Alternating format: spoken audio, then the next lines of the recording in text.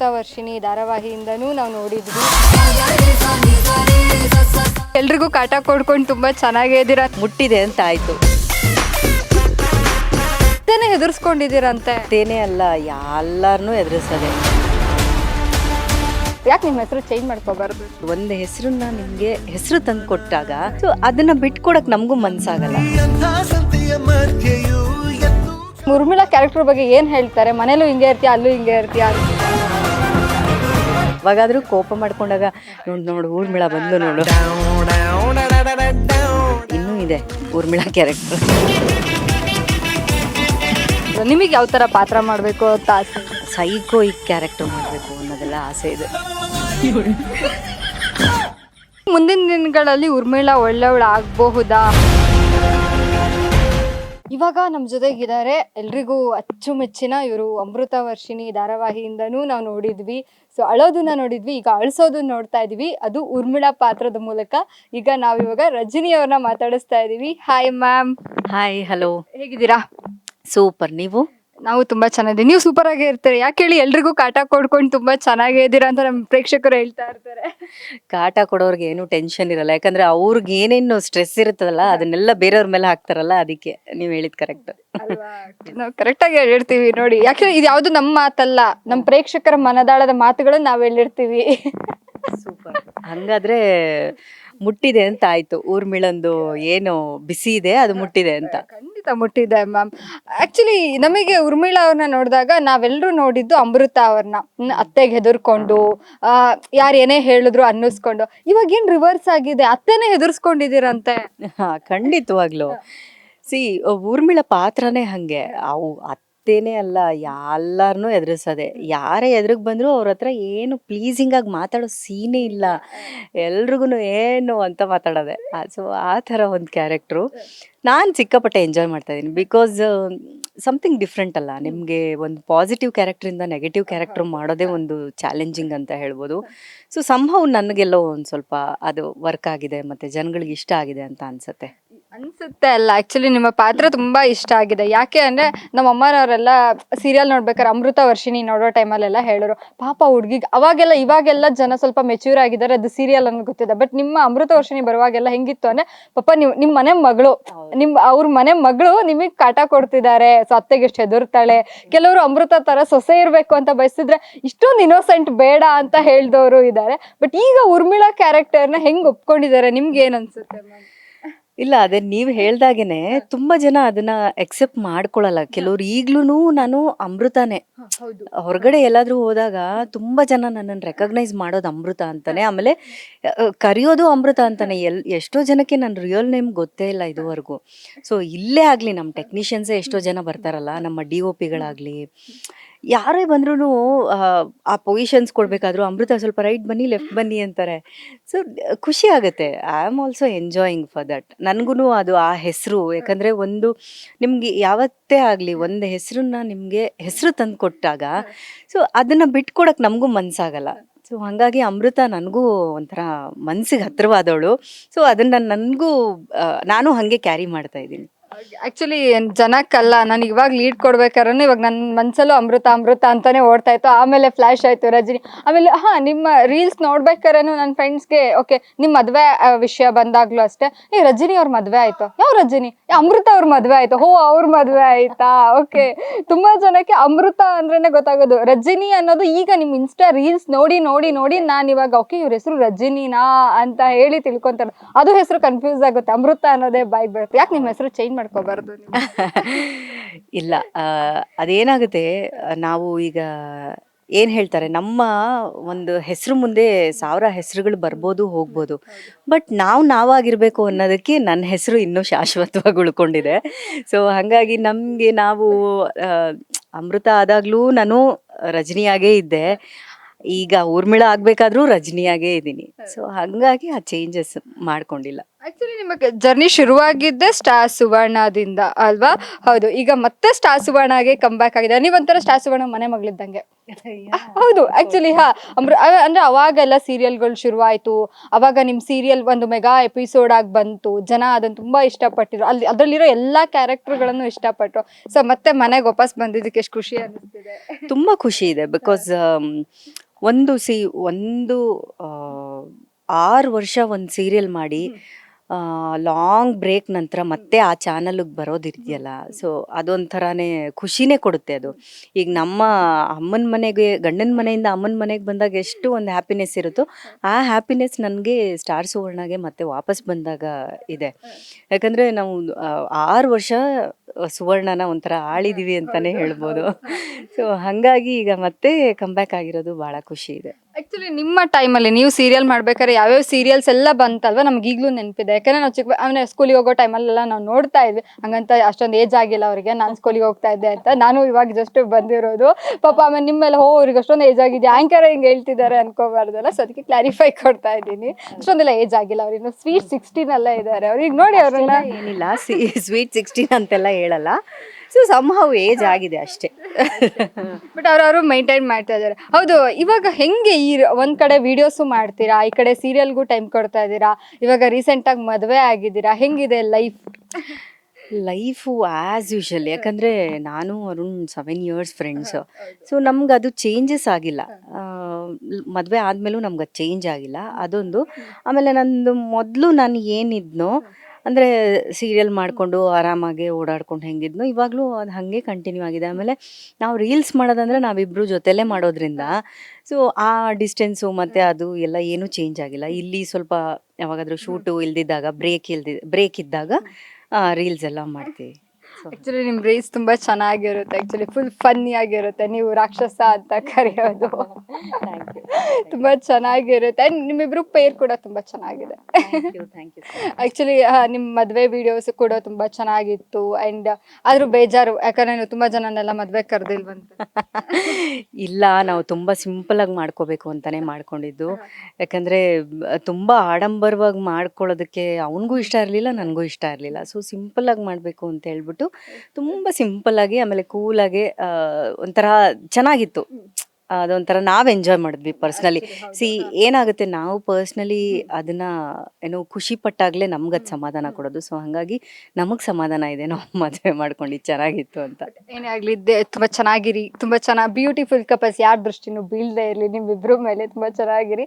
And ಏನು ಗೊತ್ತಾ, ಹುಡುಗಿರು ಐ ಲವ್ ಯು ಅನ್ನೋದಕ್ಕಿಂತ ಒಂದು ಸಣ್ಣ ಸಣ್ಣ ವಿಷಯನ ಎಕ್ಸ್ಪ್ರೆಸ್ ಮಾಡಿದಾಗ ಹುಡುಗರಿಗೆ ತುಂಬ ಖುಷಿ ಆಗುತ್ತೆ. ನನಗೆ ನಿಮ್ಮಿಬ್ರು ಪೇರಲ್ಲಿ ಇಷ್ಟ ಆಗಿದ್ದು, ನೀವು ಮದುವೆ ದಿನ ಅವರ ಬಂಡಲ್ಸ್ನ ಹಾಕ್ಕೊಂಡಿದ್ರಿ ನೋಡಿ, ಬ್ಲೌಸ್ಗೆ ಡಿಸೈನ್ ಮಾಡಿಸಿದ್ರಲ್ಲ, ಅದು ತುಂಬ ಇಂಪ್ರೆಸಿವ್ ಆಗಿತ್ತು. ಲೈಕ್ ಈ ಥರನೂ ಲವ್ನ ಎಕ್ಸ್ಪ್ರೆಸ್ ಮಾಡ್ಬೋದಾ? ಆ ಥಾಟ್ ಹೆಂಗೆ ಬಂತು ನಿಮಗೆ? ನಮ್ಮಿಬ್ರು ಜರ್ನಿ ಸ್ಟಾರ್ಟ್ ಆಗಿದ್ದೆ ಜಿಮ್ಮಿಂದ. ಸೊ ನಾವಿಬ್ರು ಪರಿಚಯ ಆಗಿದ್ದೆ ಜಿಮ್ಮಿಂದ. ಸೊ ಹಾಗಾಗಿ ನಾನು ಅದೇ ಕಾನ್ಸೆಪ್ಟ್ನ ಕ್ಯಾರಿ ಮಾಡಿದೆ. ಸೊ ಬ್ಲೌಸಲ್ಲಿ ಡಂಬಲ್ ಹಾಕ್ಸಿರೋದಿರ್ಬೋದು, ಮತ್ತು ಕೆಟಲ್ ಬೆಲ್ಲು ಅದೆಲ್ಲ ಇತ್ತು. ಸೊ ಸೆರಗಲ್ಲೆಲ್ಲ ಮಾಡಿಸಿದ್ದೆ, ಅದನ್ನು ಡಿಸೈನ್ ಮಾಡಿಸಿದ್ದೆ. ಸೊ ಅದು ಹಾಗೆ ಕ್ಯಾರಿ ಆಗಲಿ ಅಂತ ಮಾಡಿಸಿದ್ದು. ನನಗೆ ಅದು ಸಮ್ ಡಿಫ್ರೆಂಟ್ ಆಗಿ ಕಾನ್ಸೆಪ್ಟ್ ಮಾಡಬೇಕು ಅಂತಿತ್ತು. ಸೊ ಅದು ಆಕ್ಚುಲಿ ನನ್ನ ಫ್ರೆಂಡ್ಸ್ ಅದನ್ನ ಹಿಂಗೆ ಅಬ್ಸರ್ವ್ ಮಾಡಿ ವಿಡಿಯೋಸ್ ನೋಡುವಾಗ, ಹೇ ಅದು ವಿಡಿಯೋ ನೋಡ್ದಾ ಹಿಂಗೆ ಮಾಡಿಸಿದ್ದಾರೆ, ಓಕೆ ನಾನು ಮತ್ತೆ ನಿಮ್ಮ ಫೋಟೋಸ್ ವಿಡಿಯೋಸ್ ನೋಡಿದಾಗ it's so impressive. And Arun ಸರ್ಗೆ ಎಷ್ಟು ಇಂಪ್ರೆಸಿವ್ ಆಗಿದೆ ಗೊತ್ತಿಲ್ಲ, ನಮಗಂತ ನೋಡಿದವ್ರಿಗೆ ತುಂಬ ಇಂಪ್ರೆಸಿವ್. ಅದನ್ನು ತುಂಬ ಚೆನ್ನಾಗಿತ್ತು ಕೂಡ. ಹೌದು, ನಿಮ್ಮ ಉರ್ಮಿಳಾ ಕ್ಯಾರೆಕ್ಟರ್ ಬಗ್ಗೆ ಏನು ಹೇಳ್ತಾರೆ? ಮನೇಲೂ ಹಿಂಗೆ ಇರ್ತೀಯಾ, ಅಲ್ಲೂ ಹಿಂಗೆ ಇರ್ತೀಯಾ ಅಂತಾರ? ಇಲ್ಲ, ಬಿಕಾಸ್ ಹಿ ನೋಸ್ ಅಲ್ವಾ. ಸೊ ಹಾಗಾಗಿ ಯಾವಾಗಾದರೂ ಕೋಪ ಮಾಡ್ಕೊಂಡಾಗ ನೋಡು ಊರ್ಮಿಳಾ ಬಂದ್ಲು ನೋಡು ಅಂತ ರೇಗಿಸ್ತಾ ಇರ್ತಾನೆ. Otherwise I am very cool person. ಈಗ ನೀವು ಅಮೃತ ಕ್ಯಾರೆಕ್ಟರ್ನ ಸ್ವಲ್ಪ ಅಡಾಪ್ಟ್ ಮಾಡ್ಕೊಂಡಿದ್ರೆ, ಉರ್ಮಿಳಾ ಕ್ಯಾರೆಕ್ಟರ್ನ ಅಡಾಪ್ಟ್ ಮಾಡ್ಕೊಂಡಿದ್ದು ನಾನು. ಇಲ್ಲ, ಅಮೃತ ಕ್ಯಾರೆಕ್ಟ್ರು ಎಲ್ಲೆಲ್ಲಿ ಬೇಕೋ ಅಲ್ಲಲ್ಲಿ ಬರುತ್ತೆ. ಊರ್ಮಿಳಾ ಕ್ಯಾರೆಕ್ಟರ್ ಎಲ್ಲೆಲ್ಲಿ ಬೇಕು, ಎಲ್ಲರಿಗೂ ಅಷ್ಟೇ. ನಿಮ್ಮ ಕ್ಯಾರೆಕ್ಟರ್ ಬಿಟ್ಟು ಹೊರಗಡೆ ಬರಬೇಕು ಅಂತ ಅನ್ನಿಸ್ದಾಗ ಬರಲೇಬೇಕು ಅಲ್ವಾ. ಎಲ್ಲ ಟೈಮಲ್ಲೂ ನಾನು ಆಯಿತು ಓಕೆ ಅಂತ ಇರೋಕ್ಕಾಗಲ್ಲ ಅಲ್ವಾ. ನಿಮ್ಗೆ ಯಾರೋ ಅಪೋಸಿಟಲ್ಲಿ ಏನೋ ಹೇಳ್ತಾರೆ ಅಂತಂದಾಗ ಅವ್ರನ್ನ ನೀವು ಫೇಸ್ ಮಾಡಲೇಬೇಕು. ಫೇಸ್ ಮಾಡೋದಕ್ಕೆ ನೀವು ಶೇಡ್ ಚೇಂಜ್ ಮಾಡ್ಕೊಳ್ಳೇಬೇಕು. ಆಕ್ಚುಲಿ ನಿಮಗೆ ಪರ್ಸ್ನಲಿ ಕ್ಯಾರೆಕ್ಟ್ರುಗಿಂತನೂ ನಮಗೆ ಯಾಕೆ ಈ ಕ್ಯಾರೆಕ್ಟರ್ ಇಷ್ಟ ಆಗಿದೆ ಗೊತ್ತಾ, ನಿಮ್ಮನ್ನ ಅಮೃತ ಆಗಿ ನೋಡಿದ್ದು ಒಂದು ಸಾಧಾರಣ ಸೀರೆ, ಬಟ್ ಇದ್ರಲ್ಲಿ ನೀವು ಲುಕಿಂಗ್ ತುಂಬ ತುಂಬ ಚಂದ ಕಾಣಿಸ್ತೀರಾ, ಚಂದ ಸೀರೆ ಉಟ್ಕೊ ಬರ್ತೀರಾ, ಚಂದ ರೆಡಿಯಾಗಿ ಬರ್ತೀರಾ. ಆ ಕ್ಯಾರೆಕ್ಟ್ರನ್ನ ಯಾರು ಡಿಸೈನ್ ಮಾಡಿದಾರೋ ಅವ್ರಿಗೆ ಒಂದು ಥ್ಯಾಂಕ್ಸ್ ಹೇಳ್ಬಿಡಿ, ಯಾಕೆಂದರೆ ತುಂಬ ಚೆನ್ನಾಗಿದೆ. ಬಿಕಾಸ್ ನಿಮ್ಮನ್ನ ಆ ಕ್ಯಾರೆಕ್ಟರ್ ಡಿಸೈನ್ ಜೊತೆಗೆ ನೀವು ಅದಕ್ಕೆ ಆ ಪಾತ್ರಕ್ಕೆ ಕೊಡುವಂಥ ಜಸ್ಟಿಸ್ ಇದೆಯಲ್ಲ, ಮೀನ್ಸ್ ಒಂದು ರೆಡಿ ಆಗೋದ್ರಿಂದ ಹಿಡಿದು ಉರ್ಮಿಳಾ ಅಂದರೆ ಆ ಸ್ಟೈಲಿಶಲ್ಲೇ ಕಂಡುಹಿಡಿಬೇಕು, ಅದು ತುಂಬ ಚೆನ್ನಾಗಿದೆ. ಇದು ಹೆಂಗೆ ಮೈಂಟೈನ್ ಮಾಡ್ತೀರಾ ನೀವು? ಫಸ್ಟು ನನಗೆ ಈ ಕ್ಯಾರೆಕ್ಟರ್ ಮಾಡಬೇಕು ಅಂತ ಡೈರೆಕ್ಟರ್ ಹೇಳಿದಾಗ ಚಾನಲಿಂದ ನನಗೆ ರೆಫರೆನ್ಸ್ ಕಳಿಸಿದ್ರು, ಕಾಸ್ಟ್ಯೂಮ್ ಹಿಂಗೆ ಇರಬೇಕು ಅಂತ. ಸ್ಪೆಷಲಿ ಶಿಲ್ಪಾ ಮ್ಯಾಮ್ ಇದ್ದಾರೆ ನಮ್ಮ ಸ್ಟಾರ್ ಸುವರ್ಣದಲ್ಲಿ, ಅವ್ರಿಗೆ ಪರ್ಟಿಕ್ಯುಲರ್ಲಿ ಊರ್ಮಿಳಾ ಕ್ಯಾರೆಕ್ಟರ್ ಮಾತ್ರ ಸಿಕ್ಕಾಪಟ್ಟೆ ಬಾಂಬ್ ಆಗಿರಬೇಕು, ಡಿಫ್ರೆಂಟ್ ಲುಕ್ಕಲ್ಲಿ ಕಾಣಿಸ್ಬೇಕು, ಆಮೇಲೆ ಎವ್ರಿ ಫ್ರೇಮಲ್ಲೂ ಶಿ ಲುಕ್ಸ್ ಗುಡ್ ಅಂತ. ಸೊ ಅವ್ರ ಥಾಟೇ ಇಲ್ಲಿ ಒಂದು ಊರ್ಮಿಳಾ ಕ್ಯಾರೆಕ್ಟರ್ ಆಗಿದ್ದು. ಆಮೇಲೆ ಪ್ರತಿಯೊಂದು ನಾನೊಂದು ಚೈನ್ ಹಾಕೋದ್ರಿಂದ ಹಿಡಿದು ರಿಂಗ್ ಹಾಕೋದ್ರಿಂದ ಹಿಡಿದು ಇಯರಿಂಗ್ಸು ಎಲ್ಲ ಅವ್ರದ್ದೇ ಪ್ಲ್ಯಾನಿಂಗ್ ಅದು. ಸೊ ಆಮೇಲೆ ನಾನು ಆ ಪ್ಲ್ಯಾನಿಂಗ್ನ ಅರ್ಥ ಮಾಡಿಕೊಂಡು ಅದನ್ನು ನಾನು ಫಾಲೋ ಮಾಡ್ತಾ ಹೋದೆ. ಸೊ ಆಮೇಲೆ ನನಗದು ಕೂತ್ಕೊಂಡ್ಬಿಡ್ತು ಚೆನ್ನಾಗಿ, ಏನು ಡಿಸೈನ್ ಮಾಡ್ಕೋಬೇಕು ನನ್ನ ಕ್ಯಾರೆಕ್ಟರ್ಗೆ ಅಂತ.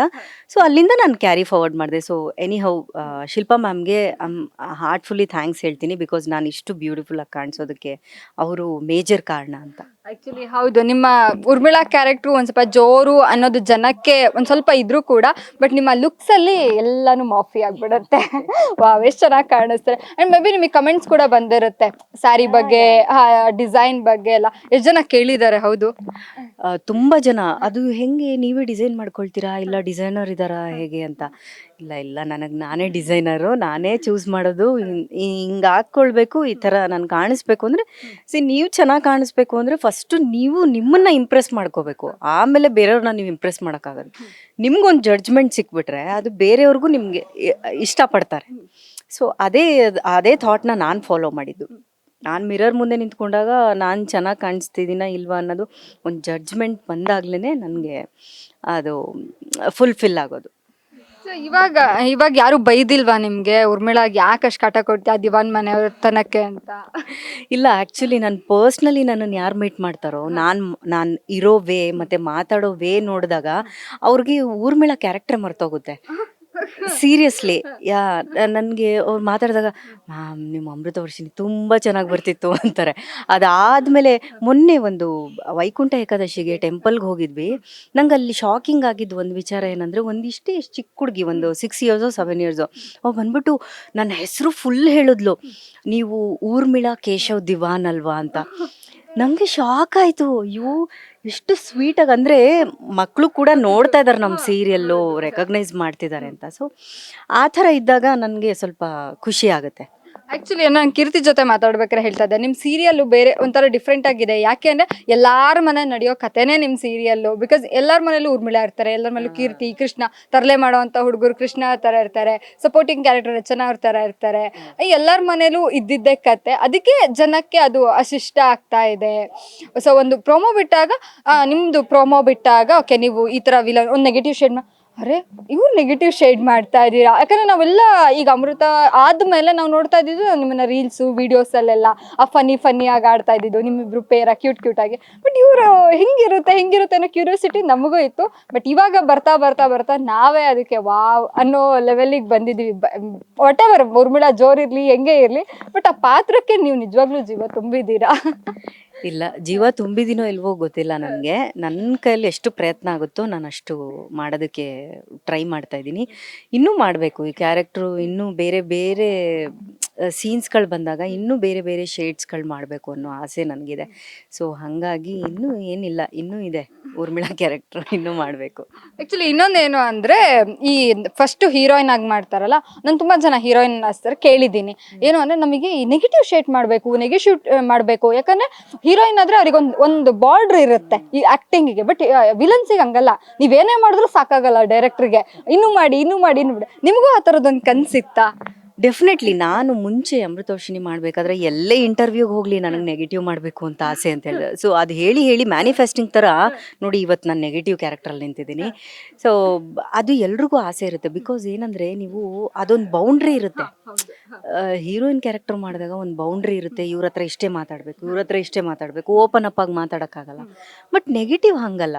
ನೀವು ಒಬ್ಬೊಬ್ರ ಹತ್ರ ಒಂದೊಂದು ಶೇಡಲ್ಲಿ ಮಾತಾಡ್ತೀರಾ, ಒಂದೊಂದು ಕ್ಯಾರೆಕ್ಟರ್ ಹತ್ರ ಬೇರೆ ಬೇರೆ ಡಿಫ್ರೆಂಟ್ ಶೇಡಲ್ಲಿ ಮಾತಾಡ್ತೀರಾ. ಸೊ ಆ ಶೇಡ್ ಬರಬೇಕಂದ್ರೆ ಒಬ್ಬ ಕಲಾವಿದ್ರಿಗೆ, ಯಾರೇ ಕಲಾವಿದ್ರಾಗಲಿ, ಆ ಶೇಡ್ ತೋರ್ಸೋದಕ್ಕೆ ಇಷ್ಟಪಡ್ತಾರೆ.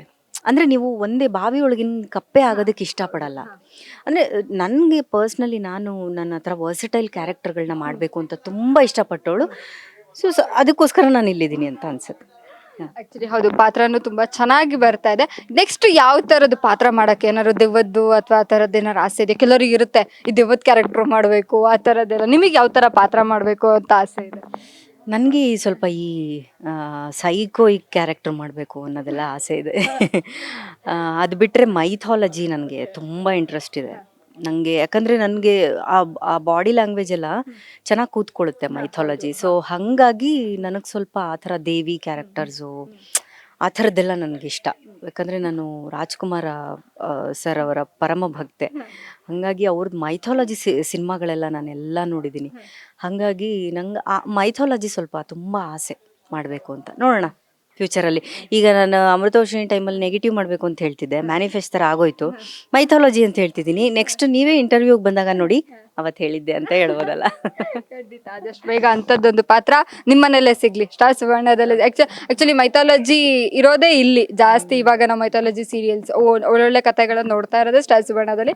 ಸೊ ಅಂಥದ್ದೊಂದು ಪಾತ್ರ ನಿಮಗೆ ಸಿಗ್ಲಿ. ಬೇಕಾದ್ರೆ ಹೇಳೋಣ ಯಾರಿಗಾರು, ಸರ್ ಕೊಡಿ ಸರ್, ನಾವು ನೆಕ್ಸ್ಟ್ ಅಮೃತ ನೋಡಿದ್ವಿ, ಊರ್ಮಿಳಾನ್ ನೋಡಿದ್ವಿ, ಈಗ ನೆಕ್ಸ್ಟ್ ಮೈಥಾಲಜಿ ಆಗಿ ಯಾವ್ದಾದ್ರು ದೇವಿ ಕ್ಯಾರೆಕ್ಟರ್ ಬರಬೇಕು ಅಂತ. ಆಕ್ಚುಲಿ ಇವತ್ತು ನಿಮ್ಮ ಕಾಸ್ಟ್ಯೂಮ್ ಕೂಡ ಇವತ್ತು ತುಂಬ ಚೆನ್ನಾಗಿ ಕಾಣಿಸ್ತಾ ಇದೆ. ಇವತ್ತು ಯಾವ ಟೆಲಿಕಾಸ್ಟ್ ಆಗುತ್ತೋ ಗೊತ್ತಿಲ್ಲ, ಆದರೆ ನಿಮ್ಮ ಕಾಸ್ಟ್ಯೂಮ್ ತುಂಬ ಚೆನ್ನಾಗಿ ಅಂದ್ರೆ ಏನು ಅಂದ್ರೆ ಅಟ್ಲೀಸ್ಟ್ ಅತ್ತೆ ಮಾವಂಗ ಅವರು ಎಕ್ಸ್ಕ್ಯೂಸ್ ಕೊಡಿ ಊರ್ಮಿಳ ಅವರೇ. ಇಲ್ಲ, ಅತ್ತೆ ಮಾವನೇ ಫಸ್ಟ್ ಪ್ರಯಾರಿಟಿ. ಯಾಕೆ ಅಂದರೆ ಬೈಸ್ಕೊಳಕ್ಕೆ ಫಸ್ಟ್ ಪ್ರಯಾರಿಟಿ. ಯಾಕೆ ಅಂದರೆ ಈಗ ಈ ಮನೇಲಿ 4 ಮುತ್ತುಗಳಿದಾವಲ್ಲ, ಅದಕ್ಕೆ ಅವರೇ ಕಾರಣ. ಹಂಗೆ ಬೆಳೆದಿರೋದಕ್ಕೆ ಅವರೇ ಕಾರಣ ಅಂತ ನನ್ನ ಒಂದು ಊರ್ಮಿಳ ಕ್ಯಾರೆಕ್ಟರ್ ಅಸಂಪ್ಷನ್ನು. ಸೊ ಅದು ಹಾಗೆ ಹೋಗ್ತಾ ಇದೆ. ಏನಾದ್ರು ಮುಂದಿನ ದಿನಗಳಲ್ಲಿ ಊರ್ಮಿಳ ಒಳ್ಳೆಯವಳು ಆಗಬಹುದಾ, ಒಳ್ಳೆಯವ್ರು ನೋಡ್ಬೋದಾ ನಾವು? ಊರ್ಮಿಳ ಒಳ್ಳೆಯವಳಾಗೋದು ಒಂದೇ, ಈ ಬೇಸಿಗೆ ಕಾಲದಲ್ಲಿ ಮಳೆ ಬರೋದು ಒಂದೇ, ಅಷ್ಟೇ. ಚಾನ್ಸ್ ಇಲ್ಲ, ಅದು ಕಷ್ಟ. Urmila character most probably positive ಆದ್ರೂ ಜನ ಸ್ವಲ್ಪ ಎಕ್ಸೆಪ್ಟ್ ಮಾಡಲ್ಲ, ನಂಬಲ್ಲ ಅನ್ಸುತ್ತೆ. ಅಯ್ಯೋ ಈ ಕ್ಯಾರೆಕ್ಟರ್ ಚಾನ್ಸೇ ಇಲ್ಲ ಅಂತ. ನಿಮ್ಮ ಮನೇಲೆಲ್ಲ ಏನು ಹೇಳ್ತಾರೆ ಈ ಕ್ಯಾರೆಕ್ಟರ್ ನೋಡಿದಾಗ? ಇಲ್ಲ, ನಮ್ಮ ಮನೇಲಿ ಒಪ್ಕೊಳ್ಳೋಕ್ಕೆ ಚಾನ್ಸೇ ಇಲ್ಲ. ಯಾಕಂದರೆ ನಾನು ಕಂಪ್ಲೀಟ್ ಅಮೃತ ಕ್ಯಾರೆಕ್ಟರ್ ನಾನು. ಸೊ ನಾನು ಇರೋದೇ ಹಾಗೆ. ಅಷ್ಟು ತೀರಾ ಹಂಗೆ ಮಾತಾಡೋದೆಲ್ಲ ಸ್ವಲ್ಪ ಜೋರು ಮಾತಾಡ್ತೀನಿ. ಬಟ್ ಕ್ಯಾರೆಕ್ಟ್ರು ಸ್ವಲ್ಪ ತುಂಬ ಸೋಬರ್ ಕ್ಯಾರೆಕ್ಟ್ರು. ಸೊ ಹಾಗಾಗಿ ಊರ್ಮಿಳ ನಾನು ಎಲ್ಲೂ ಊಹಿಸ್ಕೊಳ್ಳೋಕ್ಕೂ ಸಾಧ್ಯ ಇಲ್ಲ. ಕೆಲವೊಂದು ಸೀನ್ಗಳಲ್ಲಿ ನಂಗೆ ಡೈಲಾಗೇ ಬರ್ತಾರಲ್ಲ, ಅಷ್ಟು ರಫ್ ಆ್ಯಂಡ್ ಟಫ್ ಡೈಲಾಗ್ಸ್ ಇರುತ್ತೆ. ಅವ್ರಿಗೆ ಬೈಯೋದಾಗಿರ್ಬೋದು, ನನಗದು ಹೇಳೋಕ್ಕೆ ಆಗಲ್ಲ, ಅಷ್ಟು ಮನ್ಸಿಗೆ ಭಾರ ಅನಿಸುತ್ತೆ. ಬಟ್ ಕ್ಯಾರೆಕ್ಟರು ಹೇಳಲೇಬೇಕು. ನೀವು ನೋಟಿಸ್ ಮಾಡಿದಿರೋ ಇಲ್ವೋ, ನಿಮ್ಮ ಕ್ಯಾರೆಕ್ಟರ್ಗೆ ತುಂಬ ಚೆನ್ನಾಗಿ ಸೂಟ್ ಆಗಿರೋದು ನಿಮ್ಮ ಐಸ್. ನಾನು ತುಂಬ ಅಬ್ಸರ್ವ್ ಮಾಡ್ತಾ ಇರ್ತೀನಿ. ಬಿಕಾಸ್ ನೀವು ಡೈಲಾಗ್ ಹೇಳೋದಕ್ಕಿಂತ ನಿಮ್ಮ ಕಣ್ಣು ಮಾತಾಡುತ್ತಲ್ಲ ಒಂದು ವಿಲನ್ ಆಗಿ, ಇಟ್ಸ್ ತುಂಬ ಚೆನ್ನಾಗಿ ಕಾಣಿಸುತ್ತೆ. ಆ್ಯಕ್ಚುಲಿ ಅದು ಫಸ್ಟು ನನ್ನ ಡೈರೆಕ್ಟರ್ ಸರ್ ಧರಣಿ ಸರು ಫಸ್ಟ್ ಹೇಳಿದ್ದೆ ಅದು. ಊರ್ಮಿಳ ಕ್ಯಾರೆಕ್ಟರ್ ಅಂದರೆ ಹಿಂಗೆ ಕಣ್ಣು ಬಿಟ್ಟರೆ ಎದುರ್ಕೋಬೇಕು, ಕಣ್ಣಲ್ಲೇ ಮಾತಾಡಬೇಕು. ಅವಳು ಮಾತಾಡೋದಕ್ಕಿಂತ ಹೆಚ್ಚಾಗಿ ಕಣ್ಣಲ್ಲೇ ಮಾತಾಡಬೇಕು ಅನ್ನೋದೇ ಒಂದು ನನಗೆ ಫಿಲ್ ಮಾಡಿದ್ದಿದ್ದವರು. ಮೋಸ್ಟ್ಲಿ ಅದು ಆಗ್ತಿದೆ ಅಂತ ಅನಿಸ್ತಿದೆ. ಇವಾಗ ನೀವು ಹೇಳ್ತಾ ಇರೋದಕ್ಕೆ ನನಗೆ ಅದು ಅನಿಸ್ತಾ ಇದೆ. ಆ್ಯಕ್ಚುಲಿ ತುಂಬ ಚೆನ್ನಾಗಿ ಬರ್ತಾ ಇದೆ. ಮುಂದೆ ಒಳ್ಳೊಳ್ಳೆ ಪಾತ್ರಗಳು ಸಿಗಲಿ, ಇನ್ನು ಹೆಚ್ಚು ಸೀರಿಯಲ್ ಮಾಡಿ, ಯಾವಾಗಲೂ ಇಲ್ಲೇ ಇರಿ, ಎಲ್ಲೂ ಕಮ್ ಬ್ಯಾಕ್ ಎಲ್ಲ ಮಾಡಬೇಡಿ, ಗ್ಯಾಪ್ ಎಲ್ಲ ತಗೋಬೇಡಿ. ಸೊ ಯಾವಾಗಲೂ ನಮ್ಮನ್ನು ರಂಜಿಸ್ತಾ ಇರಿ, ನಮ್ಮ ಪ್ರೇಕ್ಷಕರನ್ನು ರಂಜಿಸ್ತಾ ಇರಿ. Thank you so much. ಇಷ್ಟೋ ತನಕ ನೀವು ಇಂಟರ್ವ್ಯೂ ತೊಗೊಂಡಿದ್ದೀರಾ, ನಿಮಗೂ thank you so much. Very nice talking with you. So thank you so much. Thank you.